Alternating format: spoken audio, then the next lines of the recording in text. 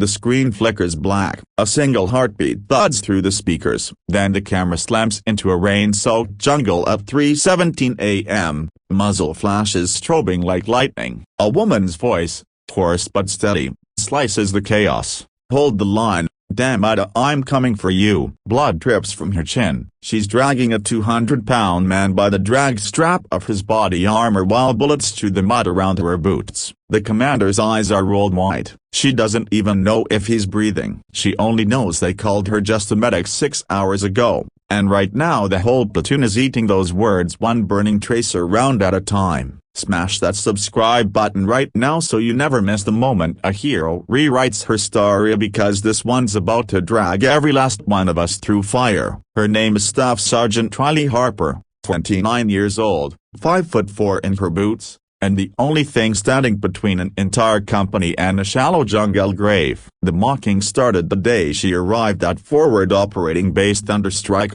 a mosquito-infested postage stamp of dirt on the edge of the Sierra Madre. The infantry boys took one look at the red cross on her arm, the ponytail tucked under her helmet, and decided she was scenery. "Hey, Doclight," they'd laugh, slapping magazines into rifles. "Try not to faint when you see a paper cut." Riley just smiled, the kind of smile that doesn't reach the eyes, and went back to inventorying morphine cigarettes. She'd grown up in a dying coal town in West Virginia where the only doctor was a bottle of Evan Williams and a prayer. She'd pulled her daddy out of a collapsed mine shaft when she was 16, carried him 3 miles on her back while his femur poked through his jeans like a snapped branch. Fainting wasn't in her programming. Tonight the programming is getting stress-tested. Charlie Company stepped into a horseshoe ambush at dusk. A classic hill-shaped kill zone. NVA style but run by a cartel kill team hopped up on meth and vengeance. The lieutenant went down first,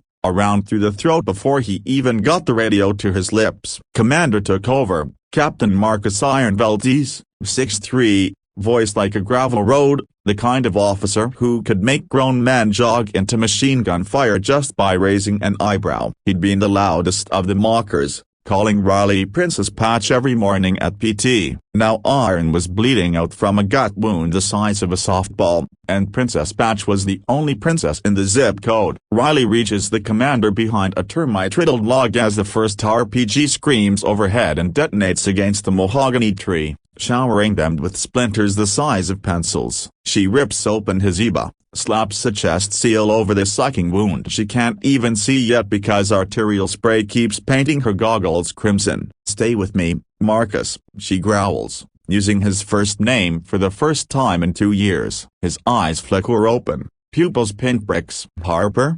he rasps, like he's seeing a ghost. "Shut up and breathe," she orders, jamming an 4 into the crook of his elbow while tracer round stitch glowing lines 6 inches above their heads. She keys the radio nobody else can reach.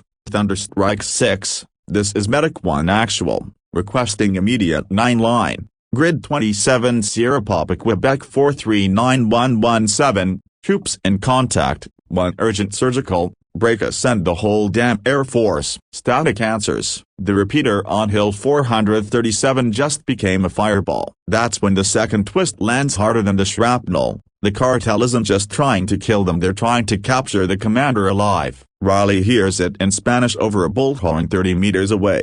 "El Capit A tilde inverted exclamation mark and Valdez alive is worth 50 million American." Turns out Iron has been running a black op nobody in the platoon knew about, snatching the cartel's money launderer 2 nights ago. The platoon was bait, and Riley's the only one who just overheard the price on her patient's head. She looks down at Marcus, sees the guilt flash across his face, and realizes every insult he ever hurled at her was armor to keep the secret buried. She could leave him. 1 frag rolled under the log and she could vanish into the green, tell Battalion the commander Kia, collect a Bronze Star, and sleep for a week. Instead she loops his drag strap around her forearm, whispers, "You owe me a lifetime of apologies, sir," and starts crawling. The jungle tries to eat them alive. Monstrous roots snag her boots. Every breath tastes of cordite and wet earth. Behind them the platoon is fracturing, a radio chatter dissolving into screams and single desperate shots. Riley drags Marcus 50 meters through a curtain of razor grass that slices her forearms to ribbons. She's counting heartbeats,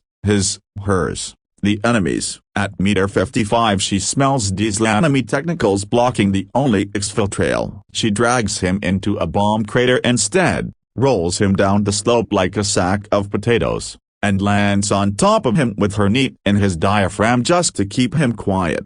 Above them brutes thud past, voices arguing in rapid Spanish about thermoscopes and dogs. Riley pulls the thermal blanket from her aid bag, throws it over both of them, and lies perfectly still while a cartel scout pisses 3 feet from her helmet. The stream drums the blanket like rain. Marcus's pulse flutters against her cheek, 50 beats a minute and dropping. She waits until the technicals idle away, then hauls him out of the crater and keeps moving. Her quads are molten, her lungs burn. Every drag leaves a slug trail of blood. The dogs will follow in minutes. She remembers her daddy's voice from the mine collapse. Pain's just the toll booth. Baby girl, pay it and keep walking. She pays in muscle fiber and tears she refuses to let fall. At the 200-meter mark she finds the platoon's broken rally point. 3 wounded Joes huddled around a dying saw gunner. Specialist Ortiz, the kid from East LA who once asked Riley if medics knew how to actually shoot,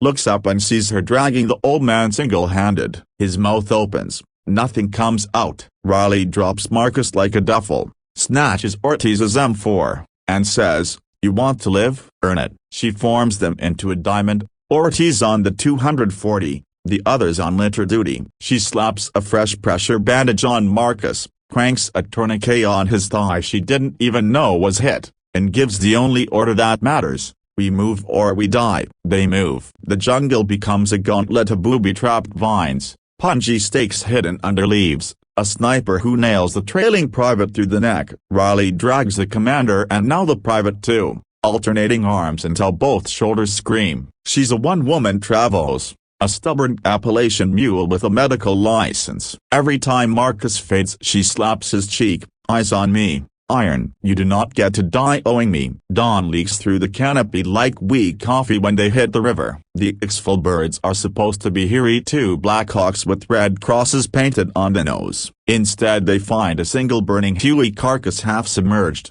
rotor blades bent like pretzels. Cartel RPG team got lucky. Riley's stomach drops into her boots. No birds, no casevac, 30 clicks of enemy territory to the border. She looks at the 5 broken soldiers depending on her and makes the call nobody else can. They're swimming. The river is a coffee-colored snake full of piranhas and worse, cartel patrols with .50 cals on skiffs. She lashes Marcus to a poncho float, ties the wounded private to her own back like a papoose, and pushes off into the current before fear can vote. The water is eyes over fire. Bullets slap the surface as the first skiff rounds the bend. Riley dives, dragging her human backpack under, lungs bursting. She surfaces inside a root tangle, coughs quietly, reloads the flare gun she stole from the crashed Huey. The skiff motors closer, spotlight sweeping. She waits until the bowman leans over the rail, then fires the flare straight into his chest. He becomes a screaming Roman candle, lighting up the night just long enough for Ortiz to empty a 200-round belt into the pilot. The skiff careens into the bank and explodes, gifting them 30 seconds of burning cover. Riley kicks hard, poncho float bucking like a bronc, Marcus coughing blood into the water. She sings the only song she knows by heart, her mama's hymn about Jordan's stormy banks, just loud enough for the platoon to follow her voice through the smoke. They ride the current for 6 miles, dodging log jams and eddies that want to swallow them whole. At mile 5 the private on her back stops breathing. She flips him, gives 2 rescue breaths while treading water, feels his ribs crack under her palms. Nothing. She lets the river take him with a whispered apology and keeps swimming, because stopping is how the rest join him. The sky finally bleeds pink when they wash up on a sandbar under the shadow of a limestone cliff. Riley crawls out dragging Marcus by the collar, collapses, and realizes her left leg won't hold weight. A femur's cracked.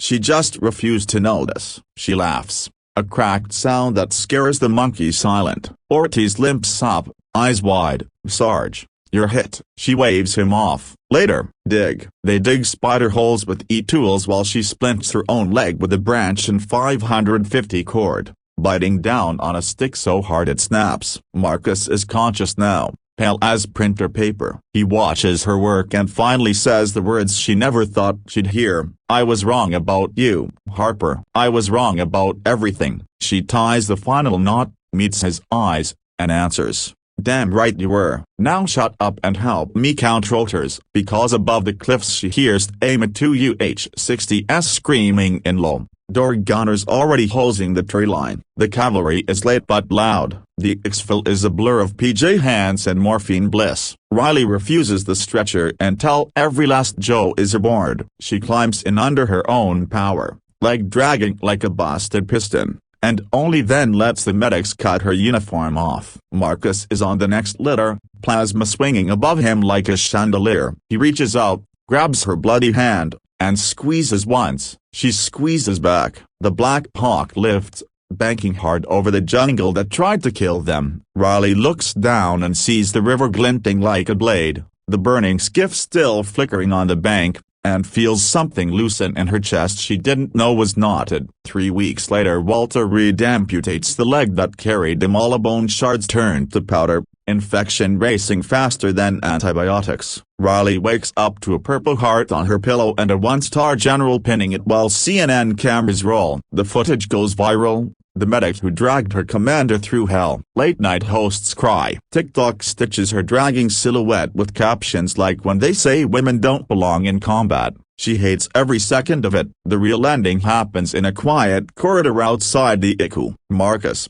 still banded like a mummy, wheels himself to her room against doctor's orders. He stops at her bedside, pulls a small velvet box from his gown pocket, and opens it to reveal a silver Medicaduceus pendant. I had it made from the shrapnel they pulled out of my gut, he says, voice rough. Wear it when you're ready to forgive me. Riley takes the pendant, fastens it around her neck, and answers, I forgave you the moment you squeezed my hand over that river. The rest is just noise. She's out of the army in 6 months. Prosthetic carbon fiber leg painted with a red cross and the words just a medic in sarcastic script. She starts a non-profit dragging veterans out of their own private jungle overdoses, suicide watches, VA waiting rooms that feel like kill zones. Every keynote begins the same way. They mocked me as a just a medic.